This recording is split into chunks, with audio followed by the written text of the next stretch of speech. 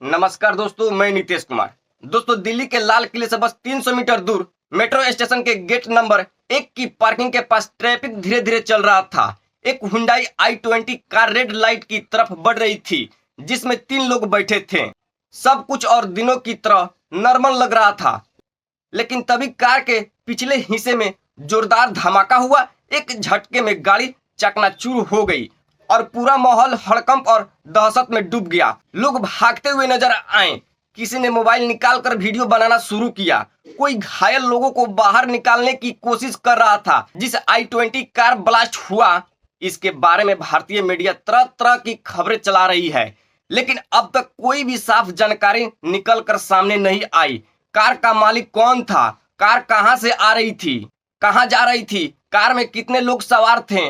और धमाके में कार में सवार कितने लोग मरे गए? इसके बारे में साफ साफ अभी कुछ भी पता नहीं चल पाया है। ऑपरेशन सिंदूर के बाद लश्कर कमांडर ने कहा था कि हाफिज सईद खाली नहीं बैठे हैं।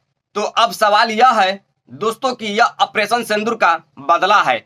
अगर आप सोच रहे हैं कि यह सिर्फ हादसा था, तो फिर सवाल उठता है कि हमारी सुरक्षा व्यवस्था में इतनी बड़ी चूक कैसे हो गई? किससे गलती हुई और क्यों?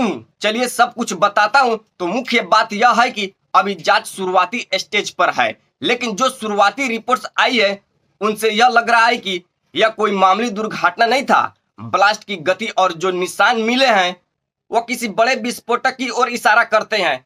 दरअसल कुछ दिन पहले जो बड़े ऑपरेशन में करीब 2900 किलो विस्फोटक और हथियार मिले थे, इसका इस ब्लास्ट से कोई संबंध हो सकता है। शुरुआती जांच बताती है कि दोनों मामलों में कोई चीज मिलती जुलती है, जैसे इस्तेमाल की गई वस्तु और काम करने का तरीका। इसी वजह से सुरक्षा एजेंसियां अब यह पता लगाने में जुटी हुई है कि कहीं यह दोनों एक ही नेटवर्क से तो नहीं जुड़ी हुई है। पुलिस को मौके से कुछ संदिग्ध चीजें भी मिली है। पिस्तौल, राइफल, इलेक्ट्रॉनिक सर्किट्स और टाइमिंग डिवाइस। जांच एजेंसियां यह पता लगा रही है कि कहीं इसके पीछे किसी आतंकी ग्रुप या स्लीपर सेल का हाथ तो नहीं है। हमले को लेकर पुलिस प्रशासन ने साफ तौर पर कोई बयान अभी तक नहीं दिया है। हालांकि सब दिल्ली पुलिस कमिश्नर ने कहा है कि घटना की जांच कई एजेंसियां कर रही है। वैज्ञानिक जांच केंद्र का अधिकारी मोहम्मद वाहिद पत्रकारों से कहा, घटना स्थल से इकट्ठा सैंपल लैब भेजे जा रहे हैं। इसके बाद ही हमें और जानकारी मिल सकती है। सैंपल परीक्षण के बाद ही हम किसी नतीजे पर पहुंच पाएंगे। तो अब आते हैं उस सवाल पर, क्या यह ऑपरेशन सिंदूर का बदला है? दरअसल दोस्तों, ऑपरेशन सिंदूर के बाद आतंकी साजिश की आशंका जताई जा रही थी। लश्कर कमांडर ने कहा था कि हाफिज सईद खाली नहीं बैठे हैं। लश्कर तैयबा के डिप्टी चीफ सैफुल्लाह कसूरी ने पीएम नरेंद्र मोदी जी को धमकी भी दी थी। जम्मू कश्मीर में भारतीय बांध, नदियों और इलाकों पर कब्जा करने की कोशिश की जाएगी। सैफुल्लाह कसूरी ने खुलासा भी किया है कि पाकिस्तान सरकार और सेना आतंकवादी संगठन को ठिकाने में अपने हेडक्वार्टर फिर से बनाने के लिए धन प्रदान करा रही है, जिसे ऑपरेशन सिंदूर के दौरान तबाह कर दिया गया था। इसके बाद 15 सितंबर को यूपी एटीएस ने सहारनपुर से बिलाल खान को गिरफ्तार किया, जिसने 4000 से ज्यादा फोन नंबरों से पाकिस्तान में अलकायदा के संचालक से संपर्क किया था। पाकिस्तानी संचालक उसे आतंकी हमले की योजना को लेकर लगातार निर्देश भेज रहे थे। वो सोशल मीडिया पर जिहादी तस्वीरें फैला रहा था। इतना ही नहीं, मीडिया रिपोर्ट्स के मुताबिक अक्टूबर में पीओके में एक हाई लेवल मीटिंग भी हुई थी। इसमें आईएसआई के अधिकारी, जमात हिंद और हिजबुल्लाह मुजाहिदीन के आतंकवादी भी शामिल थे। इस मीटिंग में आईएसआई ने भारत पर हमला बढ़ाने के आदेश दिए थे। साथ ही ऑपरेशन सिंदूर में तबाह हुए इंफ्रास्ट्रक्चर और टेरर सेल को फिर से शुरू करने पर जोर दिया गया है। सैफ ने लश्कर की इस प्लानिंग को ऑपरेशन सिंदूर का जवाब बताया है। दोस्तों, जो भारत में 2001 संसद हमले और 2008 मुंबई हमले के लिए जिम्मेदार है। खैर, कल के इस हमले का मास्टरमाइंड एक डॉक्टर और उनकी गर्लफ्रेंड हो सकते हैं। सुनने में अजीब लगता है, लेकिन सबूत कुछ ऐसे ही कह रहे हैं। दरअसल जम्मू कश्मीर पुलिस ने सोमवार से ही जानकारी दी कि हरियाणा के फरीदाबाद से लखनऊ तक एक ऑपरेशन चलाकर 2900 किलो विस्फोटक जब्त किया गया है। इसमें करीब 350 किलो एमोनियम नाइट्रेट है।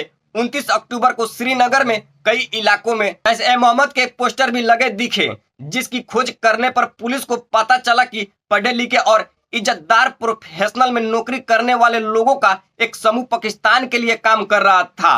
ग्रुप को ट्रेस किया गया तो फरीदाबाद की अफलाह यूनिवर्सिटी में पढ़ने वाले डॉक्टर मुजबिल शकील और लखनऊ से उसकी गर्लफ्रेंड शाहीन सईद को गिरफ्तार भी किया गया है। इसके बाद लंदन सोशल मीडिया पर लश्कर तैयबा के सीनियर कमांडर सैफुल्लाह का एक वीडियो भी सामने आया, जिसमें वह दावा कर रहा है कि हाफिज सईद खाली नहीं बैठे हैं, वो बांग्लादेश के रास्ते भारत पर हमले की तैयारी कर रहे हैं। सैफुल्लाह ने दावा किया है कि इताम इलाही जाहिर बांग्लादेश पहुंच गया है। हिंदुस्तान से बांग्लादेश का राइट सहायता बता रहा है, वो बांग्लादेश में कश्मीर और फिलिस्तीन की बात कर रहे हैं। लश्कर के आतंकी बांग्लादेश के रास्ते भारत में घुसेंगे और पूरी दुनिया में मुसलमानों की आवाज बनेंगे। सैफ ने लश्कर की इस प्लानिंग को ऑपरेशन सिंदूर का जवाब बताया। यह वीडियो 30 अक्टूबर का बताया जा रहा है, जिसमें सैफ छोटे बच्चों को जिहाद के रास्ते पर चलाने और भारत के खिलाफ हथियार उठाने के लिए भड़का रहा है।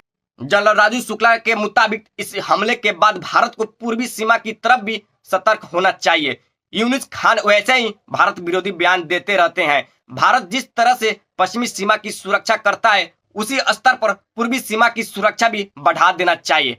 अब आखिरी सवाल की कहां पर चूक हुई? देखिए, कई इंटेलिजेंस फेल हुई, कई एक्शन में देरी हो गई, एजेंसियों के बीच सूचनाएं घूमती रही पर एक साथ जुड़ ना सकी। लोकल पुलिस को हलचल दिखी पर खतरे की गहराई समझ नहीं आई।